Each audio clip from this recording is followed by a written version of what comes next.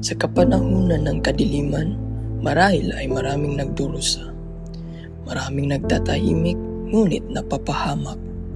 Oo, masasabi kong nararamdang takot, mga paghihinagpis, karaingan at kalungkutan na nararanasan ng sambayan. Hihintayin ko na ito ay lilipas, malayo sa mga kabiguan at pang-aapi. Kaya kayong mga kalaban ko, mga dayuhan, huwag na huwag niyo akong salingin.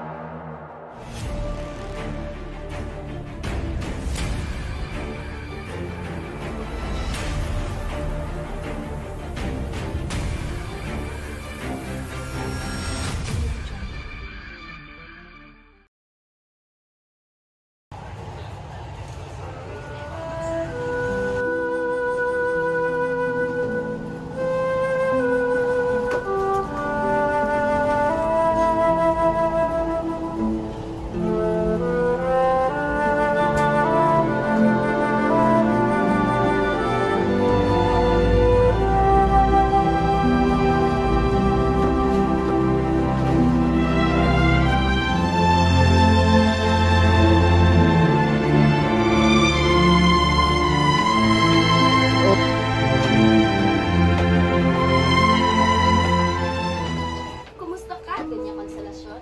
Ako'y naiinitan. Kaya Isabel? Mga walang ingat!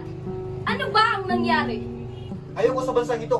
Puro mga Indio. Galing ako San Diego. Sino nakatid sa akin dito? Mga matatanda, mga walang mudo.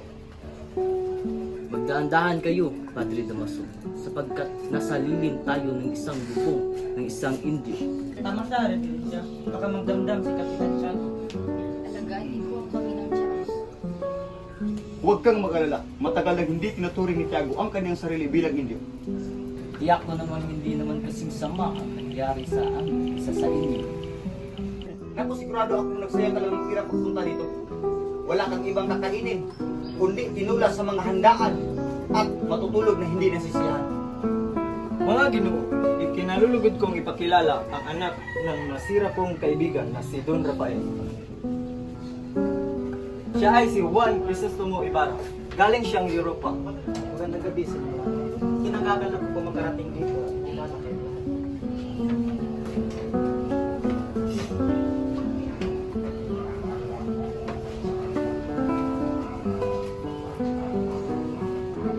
Sino ba, Padre Damaso? Ang mura ng sarili. Kinagagalak ko makilala ang tayo kaibigan ko. Kung nagkakamali po ako, patawad ko ang preferensya. Hindi ka na nagkamali ito, sapagkat hindi ko kailanman naging matalik na kaibigan ng iyong ama.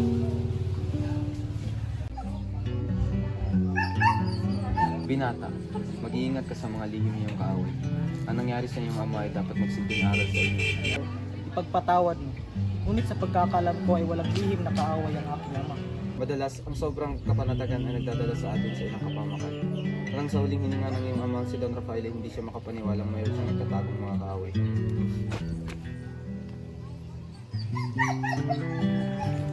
Ngayon ay alam ko na bakit nag-aalaman si Kapitan Tiago na magsabi sa akin.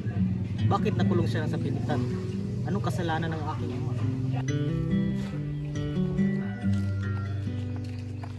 Ginawa, maaari mo bang basahin na kasulat dito? Tumabi nga kayo sa dinaraanan ko kung ayaw yung ikulong sa kortin. Talaga? Ikukulong mo kami. Basahin mo muna ito. Ano ka ba? Mas matalino pa yung tiyan niya kaysa sa utak niya. Mga hampas lupang bata! Maawa ka sa mga bata, Ginoong Kabesa. Huwag mo silang saktan. Huwag kang makialam dito, tanda. Sino ka ba sa nakakala mo?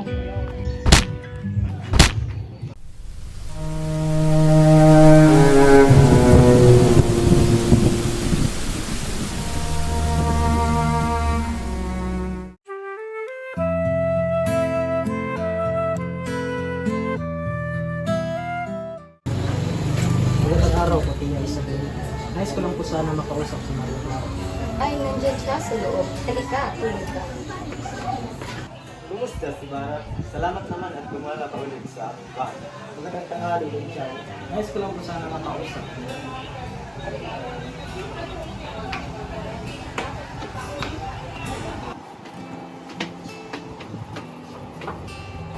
Umupo ka muna dito, Ibarra. Clarita, nais kang makausap ni Ibarra. Isabel, sunduin mo ito dun sa kwarto. Tiyak mo naman. Ayos yun o nahiling.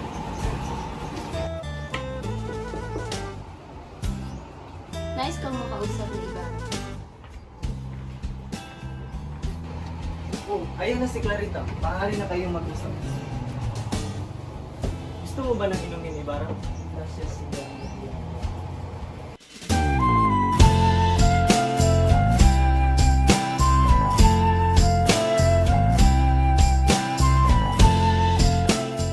Magandang umaga po, Reverensya. Magandang umaga, Isabel Maraclana. Mukhang manupuntahan kayo. Saan ang iyong tubo? Papunta po kami ng Eterno. Nalubulin na kami na dirangga. Sige, bueno. Kapasapin ko muna. Muchas gracias, Padre. Santiago! Santiago! Padre, ano po sadya lang? May sabihin ako sa iyong importante. Dapat ang lalaki ipapakasal mo sa aking anak. Ngayong mga mayayaman na gusto ko. At hindi yung mga walang alam sa buhay. Naiintindihan ko po, Padre. Masusunod ang iyong kahiling. Oh, bueno. Aalis na. Sige, Padre. Naliliping pa lang itong lumukay natin. Kaya pala ang baho. Parang ibulay doon sa silan. Noon nga, may bangkay na pinahukay sa akin. Alas 2 araw pa lang mula nung nilibing. Lakas pa ng ulan nun. Tapos, namatay pa yung ilo kong dalaw. Nakakakilabot namang sinabi mo.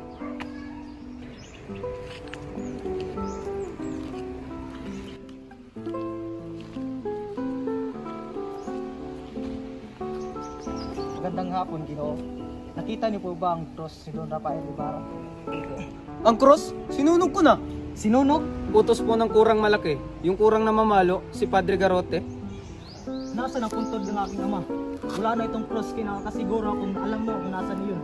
Hindi ko nilibingan yung ama sa mga libingan na may check. Bagkos ay tinapon ko lang ito sa ilog. Isa, dalawa, tatlo.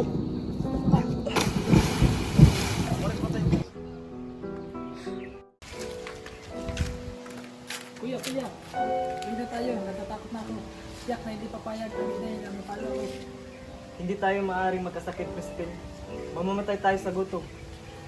Sa ating ay walang magpaparatang na isa akong magnanakaw. Magkano ba ibabayad natin sa kanya, kuya? 2 piso. Malaki ang bawas dahil sa ilang multa. Bayaran mo lang, kuya, para hindi ako mapagbintangan.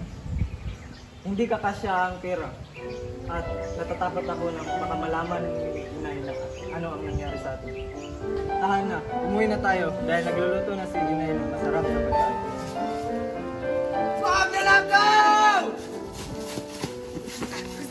Kuya!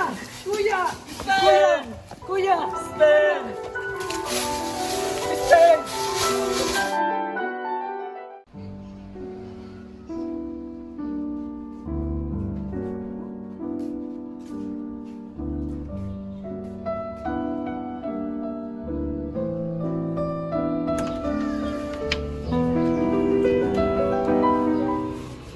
Hoy, nasa na pagkain ko? Andyan ka na pala. Nagluto ako ng ulam para lamang kay Crispin at Basilio dahil uuwi na sila. Wala ka talagang silbi.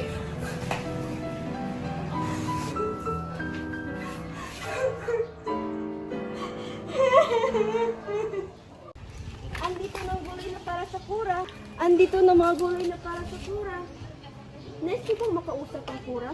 Hindi siya pwedeng kausapin yun dahil may sakit siya. Kung ganun ay nice ko bang makita ang aking anak na si Crispin? Si Crispin? Hindi ba't umuwi na siya sa inyo? Si Basilio lamang nandoon.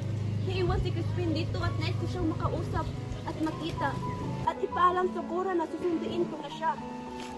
Naiwan niya dito si Crispin, matapos magnakaw ay umalis din. Magnakaw! Isumbong na siya sa mga Guardian Civil kaya tanong oras ay dadakpin ang iyong mga anak. Dadakpin!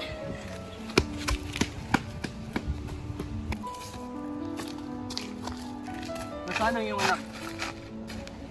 Di ba't ikaw ang ina ng magnanakaw? Ha? Huwag kang magsinungaling. Nasaan ang iyong mga anak? Sabihin mo sa akin kung di babarilin kita. Ginoo! Hindi magnakaw ang mga anak ko!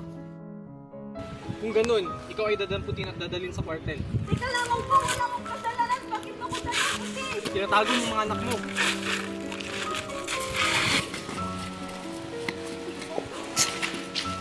Pasok! Kailangan mo! Crispin! Basilio ang mga anak ko! Crispin! Basilio ang mga anak ko! Crispin! Basilio ang mga anak ko! Mga anak ko! Nandito na si nanay!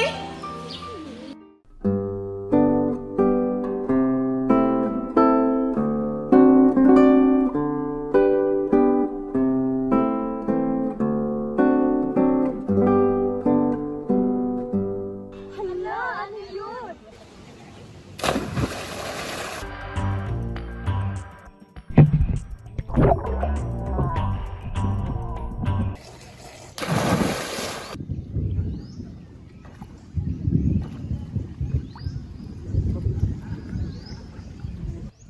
Utang ko sa iyo ang aking buhay.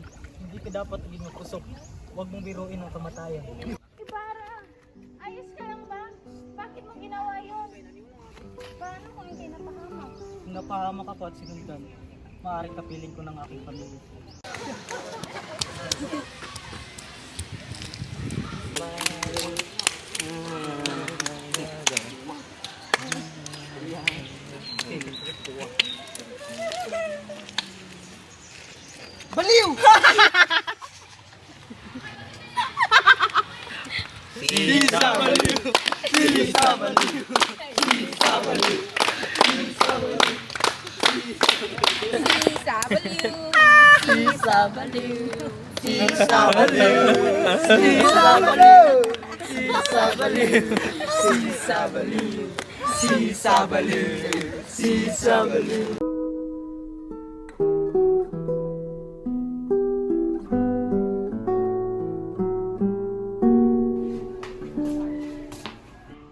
Yaren ka pala, no?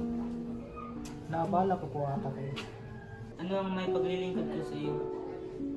Hinais lamang po ako isang bulis sa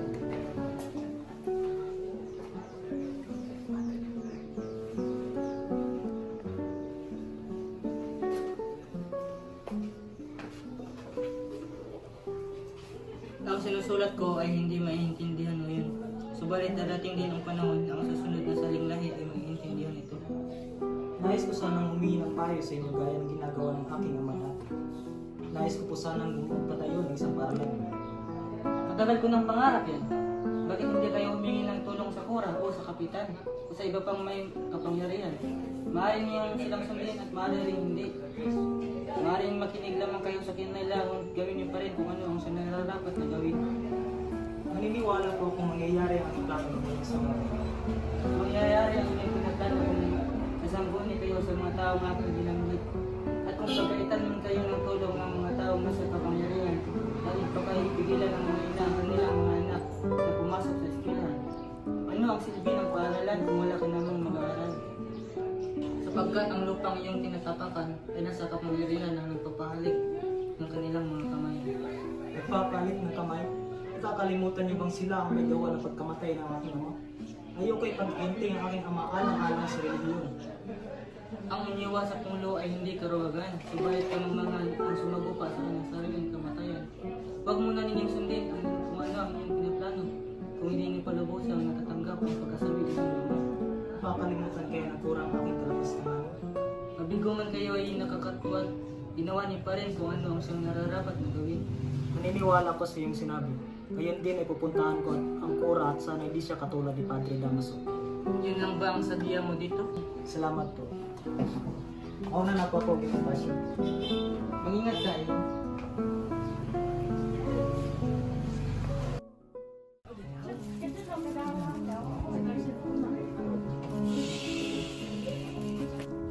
Vamos magkantar siyaw.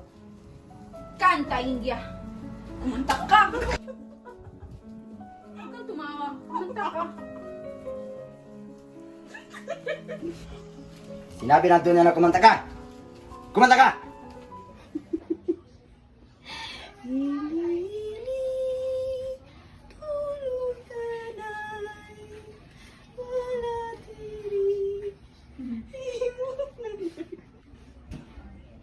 Tumigil ka na. Nakakahappy sa akin ng tulang yan.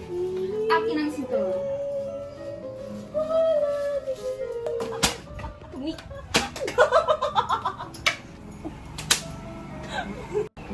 I would like to introduce Don Alfonso Lanares de Espadanya. Siya ay inaanak at kamag-anak ni Padre Damaso na kalihim ng lahat ng ministro. Naparito ang kapitanyo nila kasi nungalingan. Maniwala ka at dyan umupo.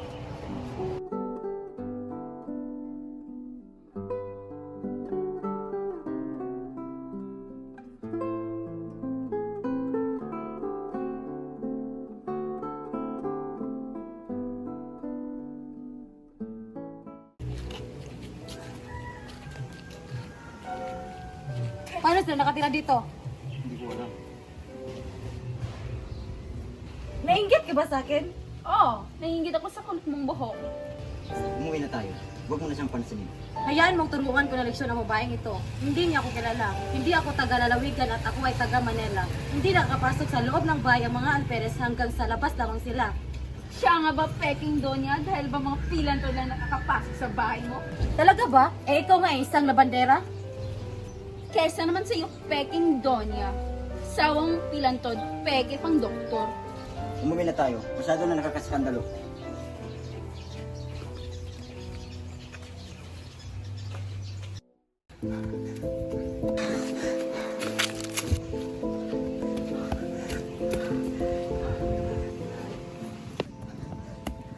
Inay!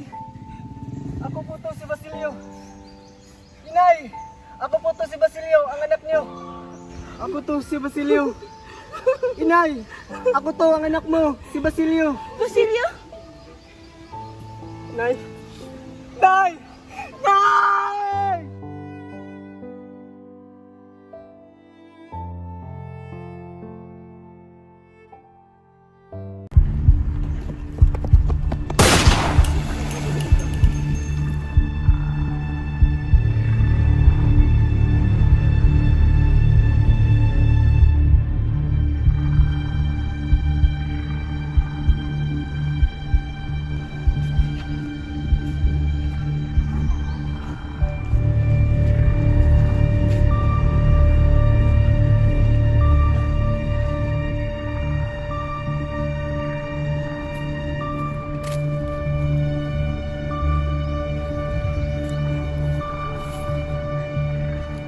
Sino siya?